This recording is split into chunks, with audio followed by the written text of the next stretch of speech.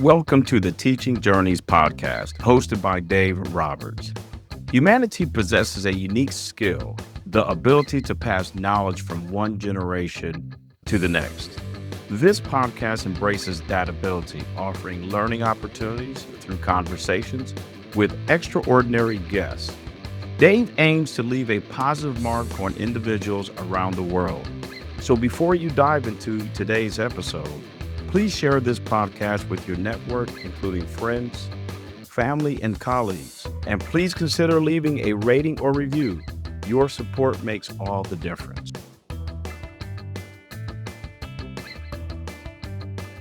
Hi, everyone, and welcome to another episode of the Teaching Journeys podcast. I'm your host, Dave Roberts, and today is my pleasure to have as my guest Katy Gilbertson. Katy is the founder of Hauora Wellness, an expert in holistic wellness, embodied leadership, and human potential, guiding high-level women to expand their capacity and step into their next level of life, leadership, and business in a sustainable and deeply aligned way. Her work bridges holistic health, nervous system regulation, identity transformation, energy work, and personal mastery, guiding women beyond burnout and survival mode leadership into embodied self-trust and sustainable expansion. Shaped by profound lived experience, which we will take a deep dive into later in this podcast, Katy's work is rooted in the belief that true leadership begins within the body, the nervous system, and the way we learn to hold life itself. Through transformational immersions, private mentorship, and embodied leadership experiences, she supports women to recalibrate their body, energy, identity, and leadership so they can fully embody the mission they are here to lead. Katy, welcome to the Teaching Journeys podcast. I have been looking forward to speaking with you for some time now. Thank you so much, Dave, and thank you for that beautiful intro. I've also been very excited. Yeah, we were introduced by, I think we could safely call her a member of both of our soul families, Dawn Earhart Whitty, and she's very intuitive, very energy sensitive, and she just emailed the both of us out of the blue and said, we got to get you two together. And we found out very quickly that we had shared experiences, including let's take the probably out of it, including the worst experience that could happen to a parent.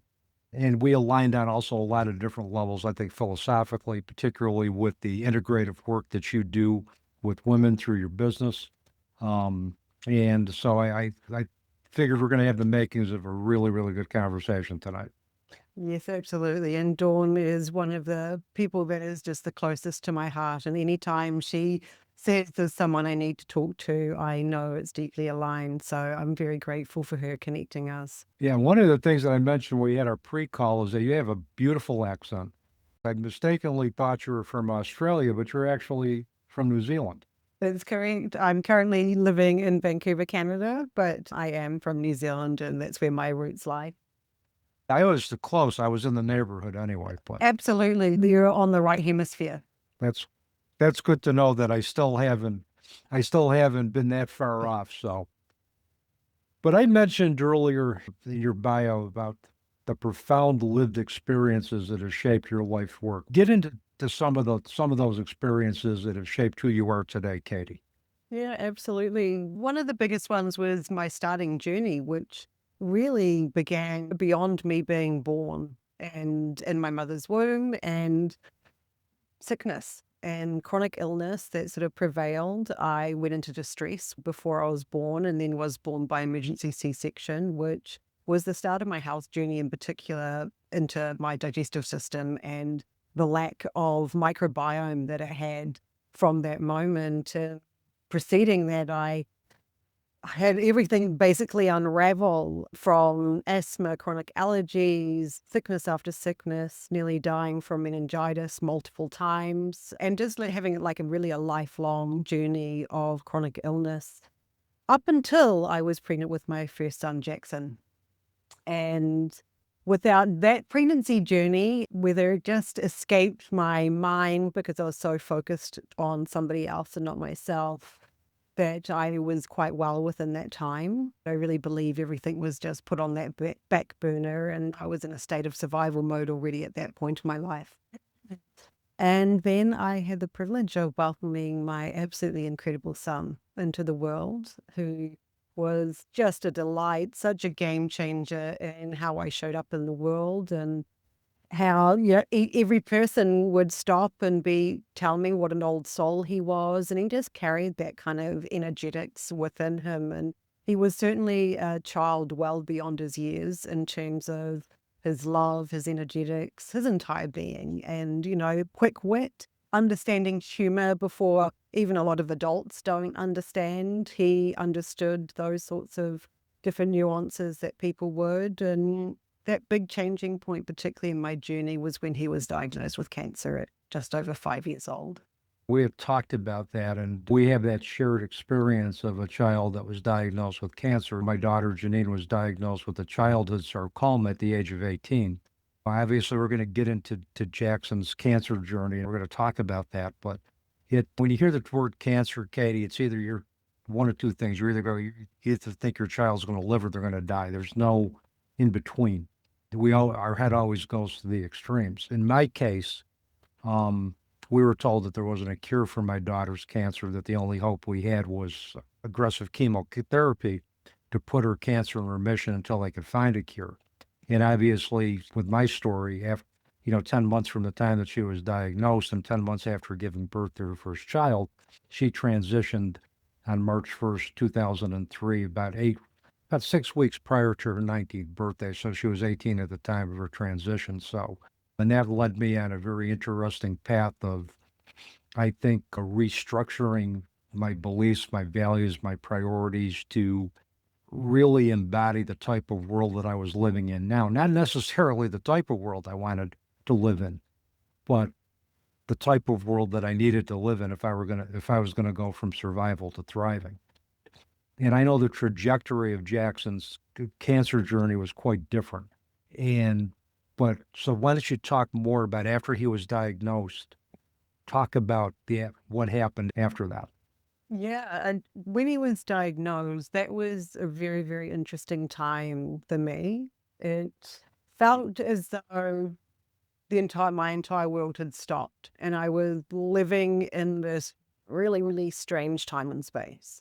That it felt like everyone else was rushing by. Like you see it in the movies where someone's standing still and the world is rushing by. I physically, emotionally, mentally, spiritually felt that. I was so overwhelmed. I didn't even know what leukemia was. That's what he was diagnosed with. He was diagnosed with acute lymphoblastic leukemia. And I didn't know you could have cancer of the blood. And I didn't know what that meant. And, it was a very quick, we needed to be admitted immediately.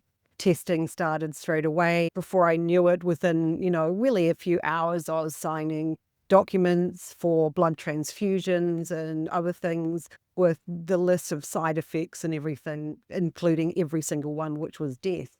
Was a very, very, very, very lonely moment, even being surrounded by people. And he ended up, through all his testing and actual diagnosis, was in a top 95% success rate of survival. He was the right age, he was the right sex, he was responding well to his treatment. Everything was as we were hoping and expecting, and I'm a very positive person, and so I really clung to that 95% and made it 100 in my mind and treated life that way. Was very open and honest with my son about his journey, so to him it was no surprises. If there was a side effect, he knew that, oh, mum already said that. So he had this different disposition going through treatment. And on his very last day of treatment, we went in. We obviously made friends and families in this 3-year journey at this point. And they're like, oh, you must be really excited. It's like, well, it's a weird place to be in. Like, I kind of need to just get this last treatment out of the way and to leave. And we didn't get to leave. He had relapsed on that very last day. His blood results came back and that leukemia had returned, and that we then needed to go into the next world, which was not being able to leave hospital, needing to be there straight away. I also had an 8-month-old son who needed to move into hospital with us, as well as leaving a 1.5-year-old at home, which was very traumatic for them, very traumatic for me, and for Jaxon and his awareness at, nearly 9 years old of what was happening for him and what that really meant when we've been planning parties and other such things to be different to that. And that year of being stuck in a hospital room in isolation at the end of a ward where there's no windows, you couldn't have flowers, we weren't allowed certain foods in the room. And he had to have a bone marrow transplant from a donor stem cell, which we couldn't find a full match for. So the potentiality is to have many, many side effects, and which he did. And his body started attacking him based on graft versus host disease in every way that he could possibly get. And the effects of that were horrendous on him physically, on him emotionally, mentally, and spiritually, as well as for me and his family having to witness him go through that. But at the same time, he focused on everyone else and on his love for people and where they were. And despite what was going on for him, he had this ability to look beyond that and to be out of his body within that, which was something I really noticed along that time. And we managed to get him out of hospital, get him home. And my sister actually came because I was very sick of wearing so many hats. I desperately just wanted to be his mother because I'd become his doctor, his nurse, his physical therapist, his nutritionist, like all these people and all these roles and all these identities that all I really desperately wanted was just to be his mum and to hug him and love him and not even talk about his treatments and what was going on and the state of his body of what had happened to him in that time. And my sister gifted us for the last 6 weeks of his life, actually, time that she took him to hospital. She did the routines and only mentioned to me what I needed to know within that based on what his oncologist wanted to share with me. So that gift was enormous. And one day we had to go in and he had some different spots on his body. They did blood test results, and in the blood test there were all these markers saying unknown, which I've never seen before in my life. I didn't know that was a thing, that you didn't know what something was in a human's body, let alone a child's. And they did further testing, and whilst he was in recovery, his oncologist came up to me and said that she was terribly sorry, but he only had 3 days to live. And that was a very unusual situation to be in. We'd had one moment through his treatment about 10 months prior on Mother's Day that they said he was going into liver failure and he would die. And I'd kind of gone through a bit of what I'd say, what I'd do. But at this point, I just sort of felt I just want to love upon him. For these last 3 days, we did get to go home. And it was exactly 3 days that he had. And those 3 days were filled with the most unusual emotions that no one should ever have to go through as a parent, as a human. Devastation, disbelief, wanting to ask all the questions. What are your favorite colors and numbers and foods, and trying to recap and hold on to so much, yet not trying to make him panic, because I decided I didn't want to have the conversation with him that he was going to die. But as in our previous conversation, it was the night before he did transition that I had witnessed his body leaving his body, and that almost looked like a cloud going over him, and put him into bed that night. And standing at the doorway watching him sleep, he out loud said to me, "I'm dying." And he was in a sleep state, but to me it was his message to me to tell me, "Mum, I know it's okay, I'm ready." And that next day was the day that he did transition, but we were able to have him at home. We were able to have his 2 younger brothers, his grandmother, his stepfather, and one of his aunts surrounding his bed when he got to have his last breath, and that we got to surround him with love in those final moments. When did he transition? What was the actual date, Katie? And he was 10 years old, am I correct? He was almost 10 years Almost 10. old. So it was the first time he had never spoken about a birthday. Normally he'd just have a birthday and the next day would be planning the next birthday. He was always so excited about that. But it wasn't until after the fact I realized he never mentioned it. And it was actually on a long weekend in New Zealand, and it was on the 27th of January 2014, New Zealand time. So it's been over 12 years now since he's transitioned. So, one of the things that struck me was, and this is where the old soul piece came out for me, is that in spite of what was going on with his body, he was still showing his love and outside of himself to other people who I think he probably sensed intuitively that they were affected by what was going on with him. And that was his way of maybe comforting them perhaps, or just that's an advanced type of empathy that you don't see too many 9-year-olds actually demonstrate. Absolutely. It was one of his strongest things when he realized that there was something that could bring you joy. He would emphasize that and really put that there, and to share that love and happiness, like real, true, deep happiness, and get people really having that belly laughter and the tears rolling down your face, was something that he loved so, so much. And since he's transitioned in my journey of self-discovery thereafter, I've since learned about how when children transition before they're 10, that they come as a master of love, and that is their goal. And when they come here is to be that. I've always felt that. And then when I heard from another woman who is incredibly connected to source and to spirituality, when she actually said those words to me, I was like, it's like, that's what I've always said. He was a master of love, and he came to spread that. Is there anything else about Jaxon that you would like to share with our audience in terms of what type of a young man he was and what you remember most about him? Well, I get just full body tingles whenever I think of him, and the expanded love that I had for him. But he had pure joy for life.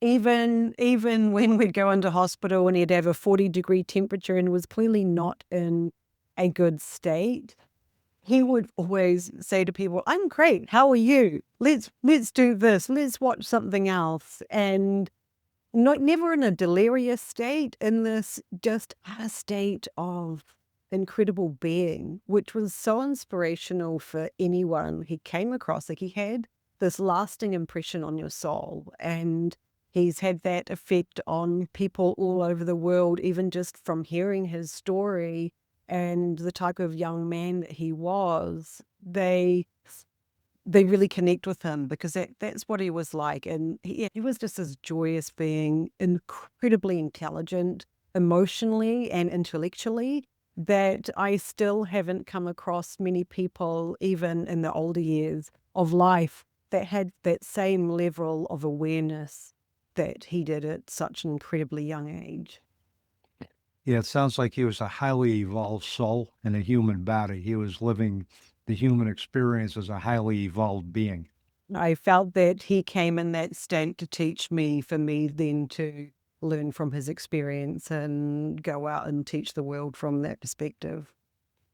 We take a look at, Native Americans, Crow medicine talks about sacred law versus human law. And if we look at the concept that the soul is eternal, we're eternal. Our soul continues to go on in a different form. And if you look at human law, for my daughter, Jeannine, 18 years was not enough in human law for her to grow to achieve her goals. For Jaxon, certainly 9 years in human law would be considered not nearly enough time for him to achieve his goals on this earth. But if you look at sacred law, 18 years for my daughter and 9 years for your son was the time that their soul needed to grow, to teach, to encounter the challenges and transcend the challenges of the human experience for the greater evolution of their soul, and then go on to their next existence. So in sacred law, 18 years and 9 years was enough, because in the afterlife, just from looking at accounts from individuals with near-death experiences, you don't need a wristwatch in the afterlife. Time is more in terms of like the change of season. 50 minutes in the afterlife could be 5 minutes on here or vice versa. 5 minutes in the afterlife could be 50 years on earth. It doesn't really matter. Time is kind of relative in other dimensions, but here we measure time through clocks, through wristwatches, through the number of years. The natural course of our lives is that we live to a ripe old age, and then we die, and then our children are here to carry our legacy. But never as parents in the human experience did we ever think we'd be carrying the legacy of our children.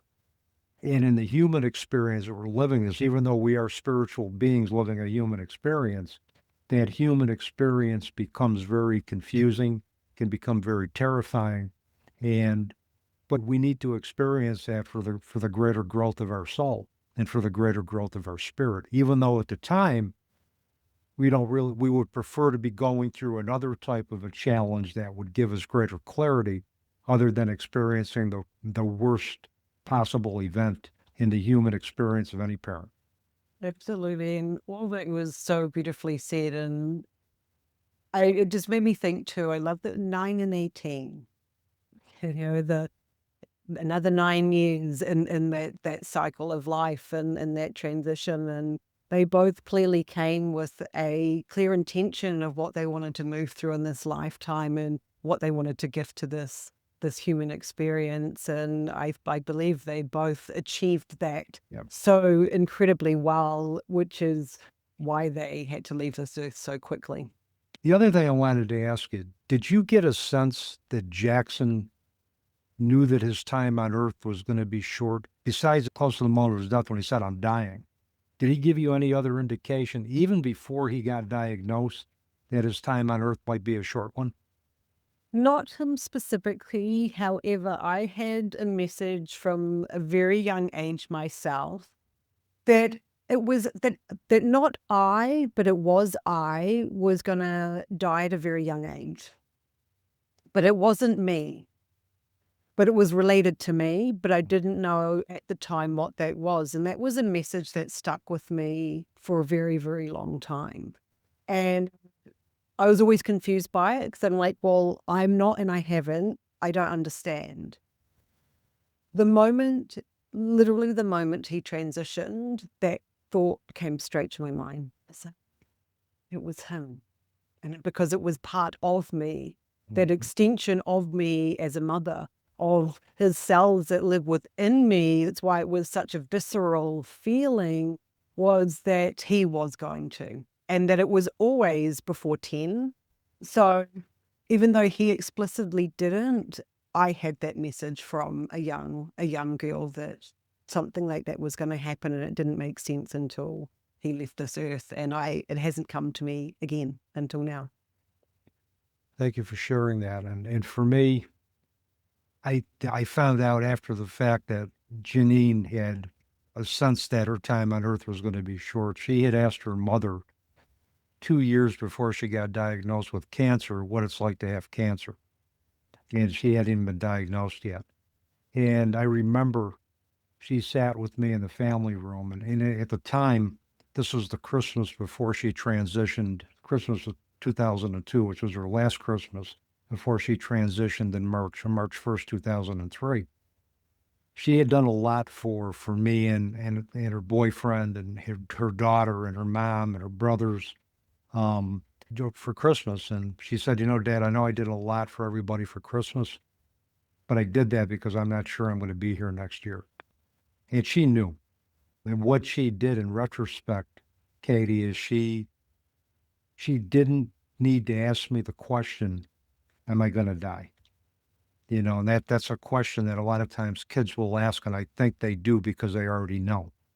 Yeah. And that's, I think, why Jaxon said to me that he said, I'm dying. And he knew that and wanted it to be in that particular sleep state. So I could really process that and take that in and know that he knew that. But he also had left a message, which I'd mentioned to you in our other conversation, that there were certain different alignments throughout his journey about this particular magical horse. And when he did transition, I said to my 3-year-old at the time, because he's like, well, where's he gone? I said, we know that magical horse. He took him up to the stars, and that's where he is now. And he was really happy with that. It made sense to him, and off he went and continued playing. And then I had these little messages from around the world from my niece and from a close friend's daughter that particular day they had to have their magical ponies because they needed their wings to fly. And when I was sharing this with another friend of mine, she's like, Katy, have you seen Jaxon's Instagram? Because we allowed him to have Instagram so he could connect with the family. And he loved taking videos and other such things. And on this Instagram, there was this reel, and I don't even know how he did it 12 years ago, but it was of this movie of a space unicorn, and the lyrics were space unicorn soaring through the stars. And all these different clips of different horses and ponies with rainbows and colors and all those sorts of things. And that piece there was that he knew. He knew that it was happening, and he put it out there. And he also ended up transitioning just right on the cusp of coming into the year of the horse, which we are now. Yeah. So for me, it's a particularly beautiful 12-year transition too, of where I was and losing him 12 years ago to where I am now, even more so sharing about it. Yeah, where you are now, obviously, where I am 23 years later is totally different than what I was in the beginning of my journey. But I know you're very connected to Jaxon. Tell us what evidence he's given you to support the fact that our consciousness does in fact survive. And we can connect with that energy anytime we want, and they can connect with us anytime we want. I get signs all the time, whether that is his favorite song. And it's not just me. I get messages from other people around the world saying, I just heard Jaxon's song and it's this and it. And then they message me about him, or I see butterflies. A lot of butterflies and rainbows came to me around the time that he transitioned.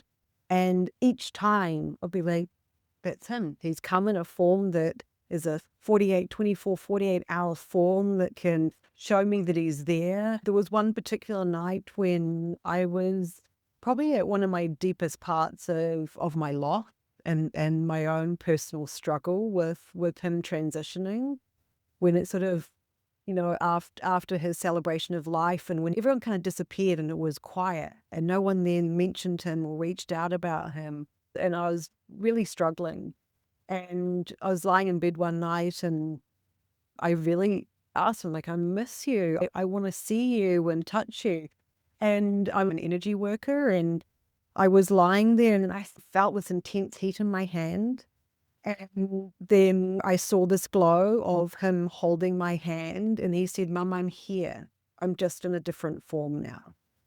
And that he'll always be there whenever I need. So I've, ever since that moment too, if there's those moments I'm lost, I'm missing him, whatever it may be, if I tap into him and ask for a sign, it's always there. And it's undeniably, like, I can't not know that that's a sign. Like the horse sign and everything going through all these different people was a real confirmation for me of, see, look, it is real. I'm going to put it in so many forms for you so you'll laugh about it, because you'll know that, like, okay, which I seem to have that type of, sometimes need that type of confirmation and affirmation. Just going to put it out to you so many times so you really do get that that's what it is. And as I said, that the butterfly just went past my window.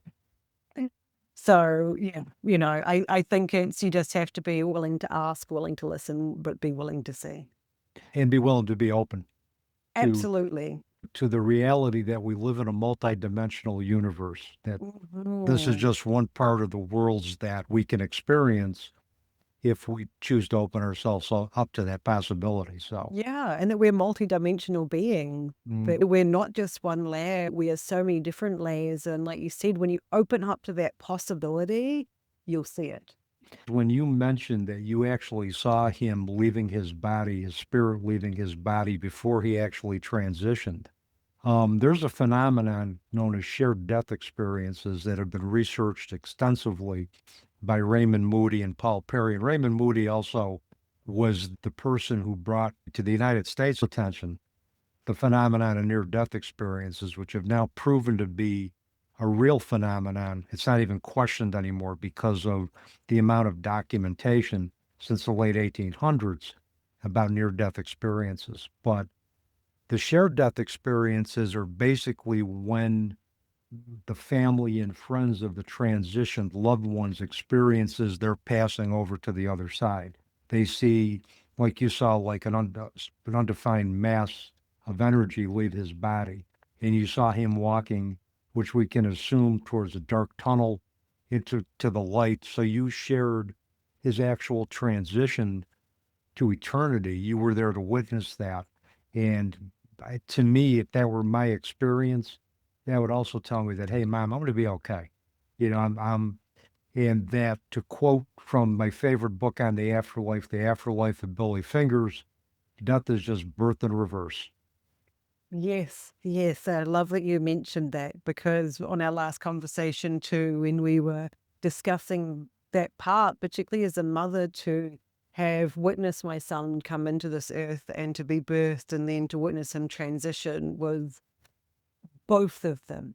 And particularly I need to shed light on his transitioning piece, because there is a lot of stigma around death. There's a lot of not talking or sharing experiences around it. That his transition from this world was just as beautiful and just as powerful, and really showed me the cycle of life, of how that evolves and how that shifts. And having witnessed that part of him leave, that next morning, his youngest brother, who was not quite 2, came into the room where Jaxon's body was, and he was still breathing, technically, alive.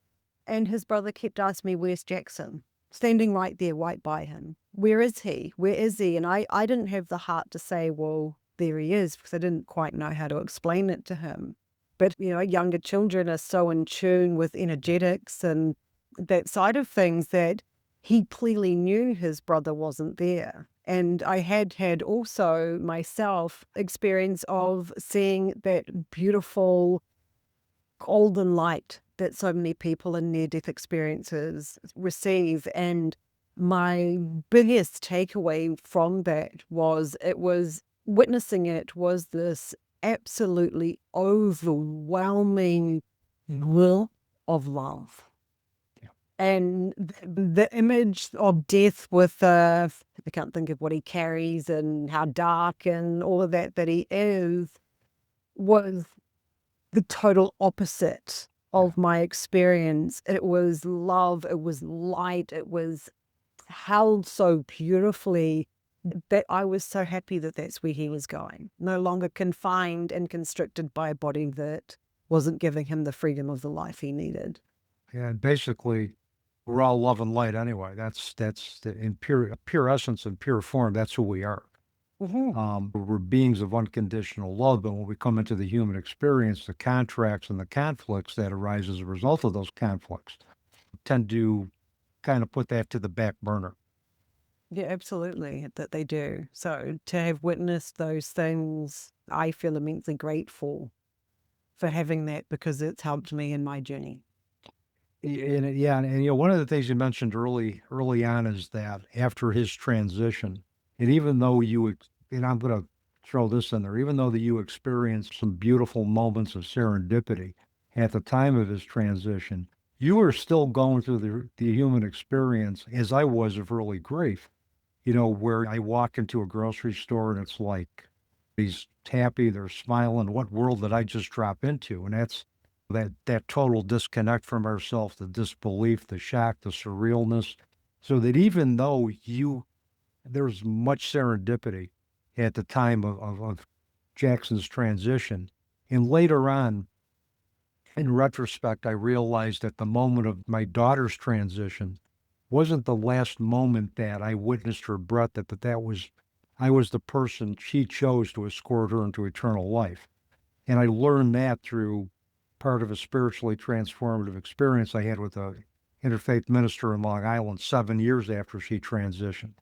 And then the things that transpired for me got me to look at death in a whole different way and look at the survival of consciousness in a whole different way. And that's continued to evolve. But did it mean that I did not go through the human experience of yearning for my daughter's physical presence? Absolutely not.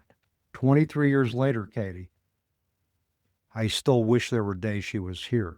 I still wish, Absolutely. because that been a similar experience for you with Jaxon? Some days are incredibly overwhelming on the yearning to physically have him in my presence. And I think from, like I said, that being a mother and actually having his cells within my body, I really feel that part of me missing in him. And there was a really beautiful analogy, well, not an analogy, but a way to describe what grief is really like, particularly in witnessing a child, but grief of any kind, really. It can be grief of losing a job, or a young child losing a toy, or any sort of grief, is that it's really like a storm on the ocean. And the waves, sometimes there's no rhythm or rhyme or reason to them. They can be enormous, they can swallow you whole. And then other days it's beautiful and calm and like a mirror and reflective and joyful. But you never get to choose when that happens. It will happen when it needs to, when it wants, never in an appropriate way. It's not because you're at home in your safe space. It will happen at all different times, different, you could be in an event or something else, and then it hits you in a really overwhelming full body experience that it's at times crippling, the loss that you feel, and I wish it didn't happen. And I remember for me, one of the most crippling times was when I was in the 17th year of Jeannine's physical absence from this world.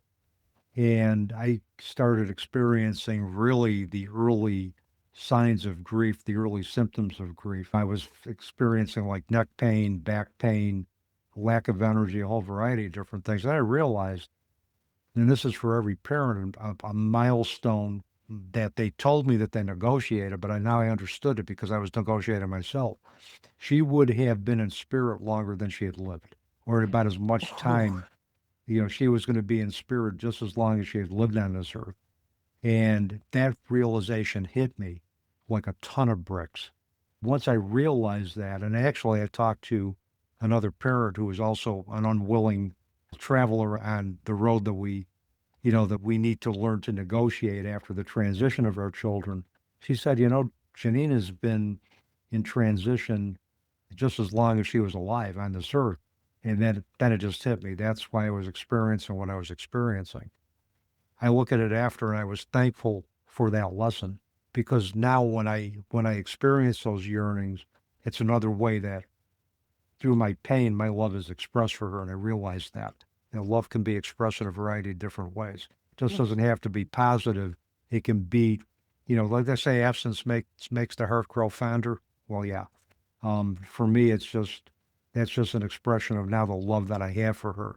And it tells me that I can still feel after 23 years of that experience. Those milestones, that one was a tough one, that he's been gone longer than he was here. And my other ones was when my first son, my next son, so Jaxon's first youngest brother, when he hit the same age of when he was diagnosed, brought up so many emotions that it was like, this is when that happened to Jaxon, and the loss I felt for Jaxon, and then feeling not joyful for my son that he's experiencing life being great, like really mixed emotions and like all those different layers of grief, the anger and everything that comes out from that. And then when he got beyond, when he hit 10, I'm like, you've lived longer than Jaxon ever did. Like, or seeing Jaxon's friends get to those milestone ages, and I love them deeply, and we're still connected, which is really, really beautiful after all these years because they were young children. But those are hard as well as equally joyous. And so I think it's those things of, it comes in waves. It comes in waves of joy, of grief, of anger, of all the feel. It's something that continues, and you continue evolving and moving on with it, but you start to be able to recognize like the little triggers that start happening within your body, because it is a very visceral bodily experience. Like you can get stomach pains, and like you was mentioning, the body aches and other different pieces. You start to recognize what they are and be open and more willing to go with it rather than resisting. Yeah, the more you resist, the more it just comes back with a vengeance. Yeah. You try to suppress emotions, you try to control the experience, you realize very quickly that control is an illusion, and that the only thing we have control over is how we choose to respond to the hand of cards that were dealt us. Yeah. And that's all we got control over. Well, that's probably 2 podcasts worth of information right there, I think. But what else do you want to share about your grief journey that would be helpful to our audience? Many of them are going through their own challenges. Yeah. I think get support, reach out to other people. I struggled to do that myself. I struggled to reach out for support during his diagnosis. I struggled after the fact with that. But the moment that I did, the moment that I was able to move through things that much better, and to be able to become kindred spirits in this different realm and different story we never chose and never would want to write ourselves, to be aligned with other people who get it, Yes. who really understand full body what that's like to lose someone, no matter what way, shape, or form that it was. The loss is still something we both understand. And so, yeah, find support, reach out. Yeah, I think particularly if you can find a support group where your children or loved one died of a terminal illness, when you talk about that trajectory of death, there's some differences, there's some uniqueness to it that I think needs, for me, it was the grief before my daughter actually transitioned. You mentioned watching Jackson's physicality, his spirit, his emotions that made up his personality erode with the illness. And it was the same for my daughter as well, too, that beautiful, vibrant, you know, energetic being that she was. Cancer took that away from her. That was as painful of a grief experience as I ever had. And that was prior to her dying, and then that brought on a whole new wave of grief. But that's something I think that needs to be acknowledged with individuals, like yourself, whose son died of a terminal illness, is that the grief before the actual physical transition of our loved ones. That was enormous, because you grieve the life that they are not going to have. Yep. And that you see their spirit change. Literally, the spark in their eyes becomes different. And when you have such a vibrant, alive child, to witness that is devastating. And I agree, the loss of a child through a terminal illness versus a sudden car accident or something like that is 2 different states of trauma in the body. And so, yes, that's a really excellent point of similar paths, similar journeys helps even more. And I mean, even if you're in a bereaved parent support group, where the trajectories of death are different, the cause of death are different, you still are bound by the pain of losing a child, which is not supposed to happen in the natural order of things. But I think we can also be sensitive to cause of death. Like if I was in a mixed support group of, where there was, mixed causes of death, I wouldn't say that I looked at my daughter's, taking her last breath as now being reframed to being the first person to escort her, be chosen to escort her into eternal life, because a parent whose child died by sudden death doesn't get that opportunity. Exactly. So I wouldn't, that's something in a mixed group I wouldn't say. But in a group where you and I were in a group where the cause of death was terminal illness, yeah, I could say that. And that could probably be better understood or better received. Yes, and that's what I felt too, on that, being able to actually be with my son. Yeah. To be there and love upon him, and so he was in the safest, comfortable place to be in his home, to be able to transition. Some other people don't get that. And the other part too that was been very, very important in my family's journey is my 2 younger sons and their grief. They were not quite 2 and 3 at the time. And so many people say to me, oh, that's great. They won't remember. They do remember, Sure they do. but it's harder for them to articulate it. So they go through cycles of re-grieving based on their developmental age. And it wasn't till I found someone who could shed light on that for me that it made so much sense of these cycles of just different behaviors that one of my sons went through and witnessed. So it's relative to everyone, and everyone, even in the same family, their journey is very, very different, and it shows up differently, and what they need is very different. Yeah, and certainly it shows up differently for the brothers and sisters than it does for the parents, and those trajectories and those paths have to be honored. Yeah, it's what suits somebody doesn't suit the other. Yeah, and you're right on point about grief recapitulating itself over the course of a child's development, because as their cognitive abilities grow, their meanings of what happened in previous stages of development are different. Yeah. Death is different. Behaviorally, the way they're going to grieve it is going to be different from developmental stage to developmental stage. And that has to be honored as part of the normative process of growing up.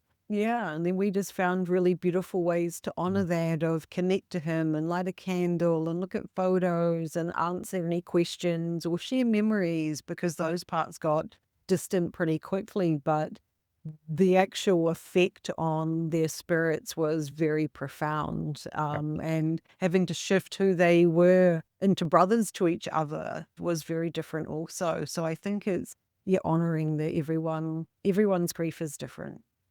Absolutely. And there's no right or wrong way to grieve. No, You know, no. it's what works for that individual. We need to be able to respect it, to bear witness to it, and not judge it. Yeah, and that's why I'm so grateful that you're shedding the light and talking about this with so many different people. So it becomes more common conversation. It's one thing we're born knowing that at some point in our life we're going to transition, but unfortunately sometimes it happens in a very short amount of time. And the more we talk about it, the more we share about it, the more we normalize the transitional period and what happens thereafter. At least there's some things that we go into knowing a bit more rather than it being completely in the dark. Yeah, and I mean, Maury Schwartz, who was the beloved professor who died of ALS and put his end of life journey to the world, was a subject of Tuesdays with Maury, a book by Mitch Albom, that basically he had so many aphorisms about death. And the first thing he said is that once you learn how to die, you learn how to live. And there's a lot of truth to that. Once we embrace the fact that this is just a temporary stopover in the physical world, we know that our life here is going to be very temporary. We can use that knowledge to make an impact. And that for me, his transition was for my transformation completely on that trajectory of my life and where I've gone and my healing and change that I've done, and that now I'm working with others to change too. And as with Jeannine, her transition was to show me that love does exist on the other side, and her transition was to help me as a result of the challenges of dealing with the physical absence of my only daughter. I needed to be able to evolve into a better, more compassionate, more beneficent version of myself. And as I mentioned earlier, if I could have found another way to do that, Katy, other than experiencing the worst loss that a parent could ever experience, I'd do it. But I don't have any control. We don't have any control over how tragedy looks for any of us. It's just how we respond to it. So Absolutely. I want to shift gears a little bit, because I know I mentioned your business in the beginning, Hauora Wellness. How did you come up with the name of the business, and talk about how your personal experiences? I know you had some health challenges right from the womb. How have those experiences shaped what you do with your business? What services do you provide, and who are your clients? Yeah, thank you for that. So I'm from New Zealand, and Hauora is actually an ancient health philosophy of New Zealand. And it looks at health and well-being as interconnected. So whether that is physical well-being, mental, emotional, social, spiritual, and environmental, that all of those parts are connected. So when there's a fracture or something happens in one part of well-being, it affects all the others. And that part for me was very profound in my own journey, because when I was unwell growing up, it affected my relationships and how I could show up. It affected me physically. It affected me in my mental, emotional capabilities as well. It affected me everywhere. And so that was a really important piece I wanted to bring through into my business, is that it is all interconnected and we need to look at every part of ourselves and our being for that ultimate health and connection. And just the health part was one piece, and then also witnessing my son and his health journey shed light on even more of that. And whilst all of that was happening, I was also raising my two younger children through Jaxon's cancer journey and then his transition and my loss. I was also at that time a leader in business, so I was having to show up in business as though none of that was happening. It pushed me into a state, all of it into a state of chronic stress over a very, very long period of time. So I was stuck in survival mode. And what I realized was that I'd been brought up, and so many of us are, in this quite conditioned thinking of performing and pushing and putting yourself into overdrive to be worthy, to, really to be successful, and doing anything for self was selfish. And I really realized that for me to be able to heal and for me to be able to change, I had to pull back into myself. Yeah. And I had to do that first. And I felt that that was a gift from Jaxon also, of like, Mum, it's time to pull back into you because you've poured so much into me for all of my life. And that really shaped of who I wanted to become. And my other piece was that I've been in business, so operations, finance, and leadership for most of my career. Mm. And that was a very important piece for me to carry forward, because there's a lot of women, and I wanted to speak to women particularly because of my own journey and my relatability to women, is how much, when we step away from ourselves, that we can never step into our next level. It's so Yep. much harder to expand and to evolve and to change unless we pour back into ourselves. So that's where a lot of sort of that identity transformation comes from, because like I mentioned, I lost myself to all these hats, all these identities, that I came out being like, well, who am I? If I'm not this caregiver, if I'm not all these people, like, who am I? And how do I want to live and show up and be in this world now that I have experienced death and that change? And that's been that main foundation. I wanted to put all of that together along with my trainings that I've done in holistic nutrition and leadership and management, expansion and transformational coaching, to really get it into this container to be a bridge as well, I guess, between science, spirituality, and holistic health, and really personal mastery on like, how can we better ourselves to better everyone around us as well. It really made me focus on that we need to be able to expand our capacity to pour into ourselves so we can then really shift and step into our next level of life, business, and leadership.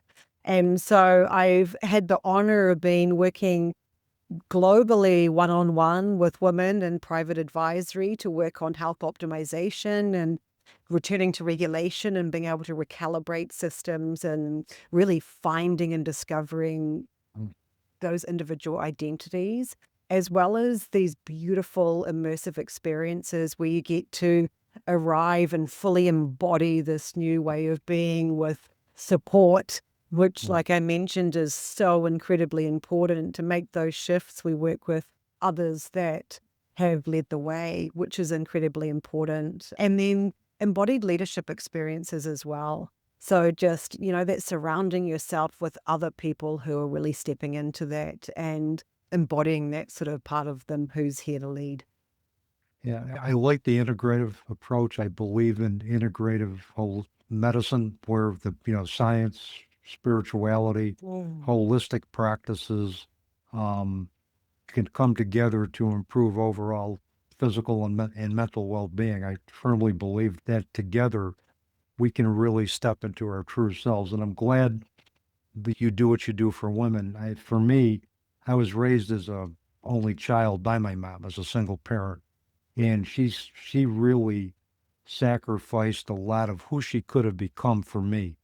And one of the ultimate gifts, Katie, that she gave me was my own life. And I don't know if I mentioned this during the pre-call, but she had tuberculosis when she was 18. And back in the 1930s, when she got diagnosed, that was a death sentence. There wasn't a cure for tuberculosis.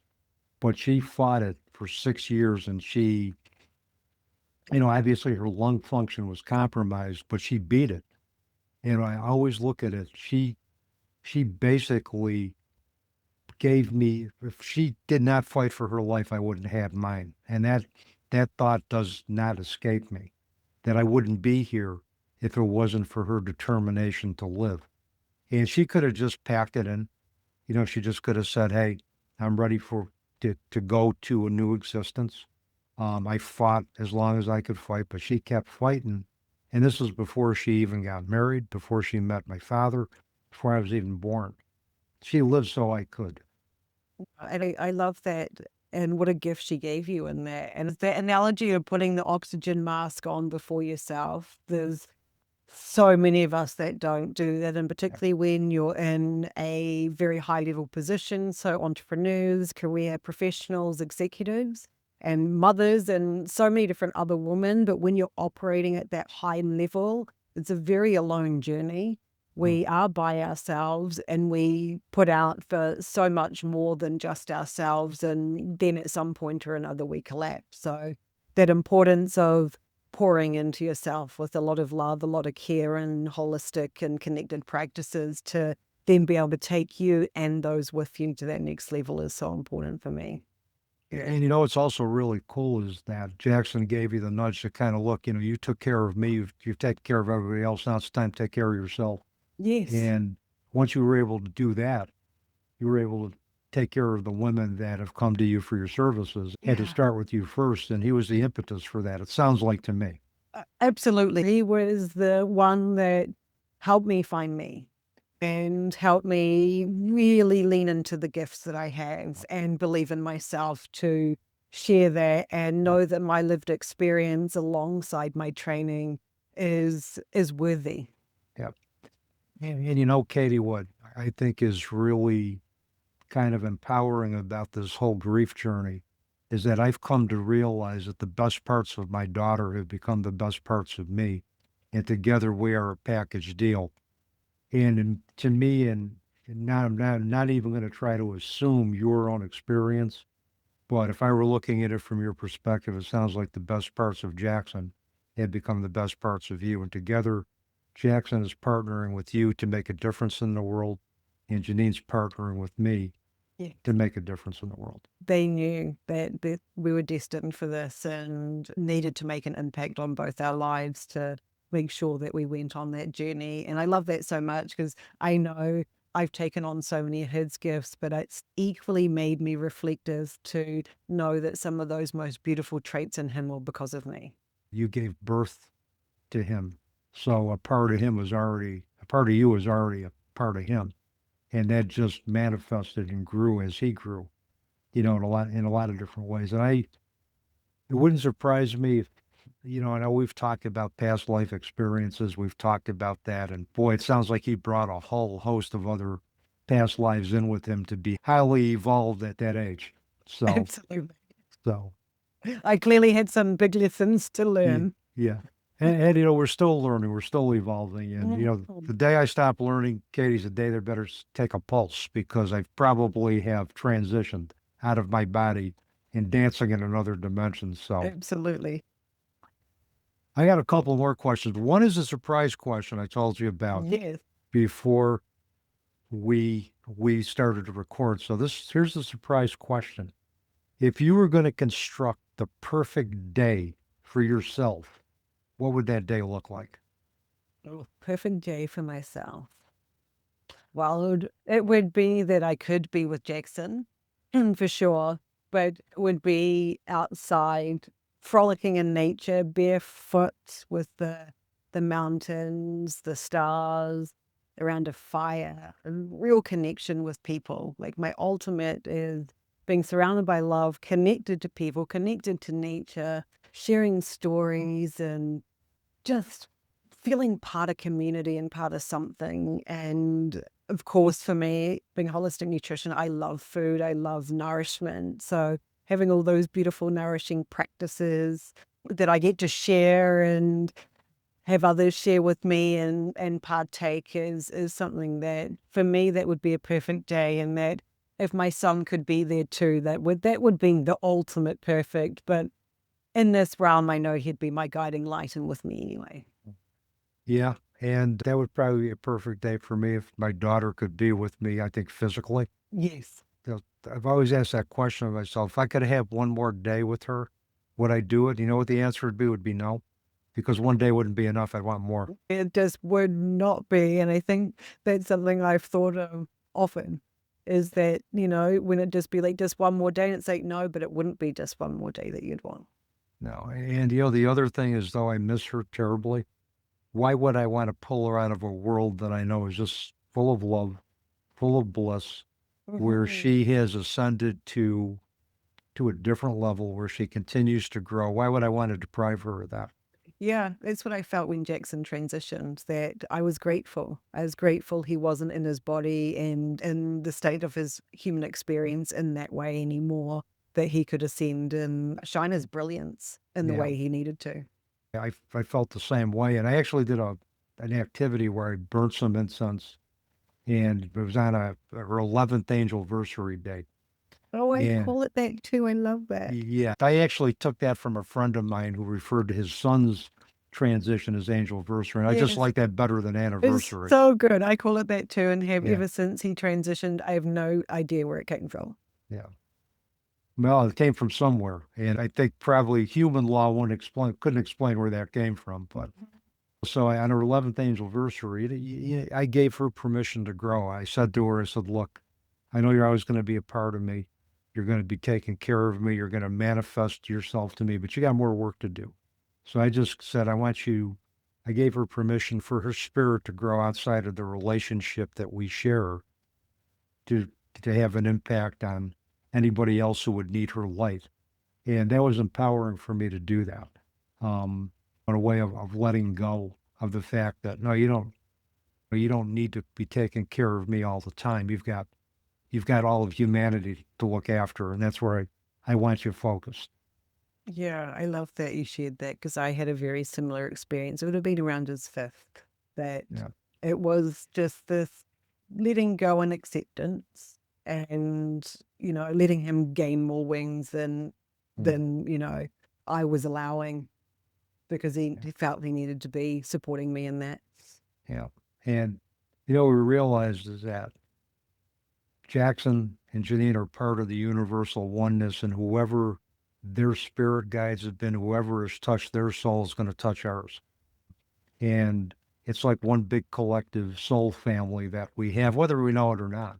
Exactly. I think that's pretty cool to know that we have our DNA family, we have our soul family on Earth, and we have our soul family in another dimension. That's quite a community to be a part of.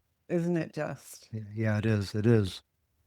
Katy, my last question for you. People want to contact you. They want to find out more about Hauora Wellness, contract for your services. What's the best way for them to do that?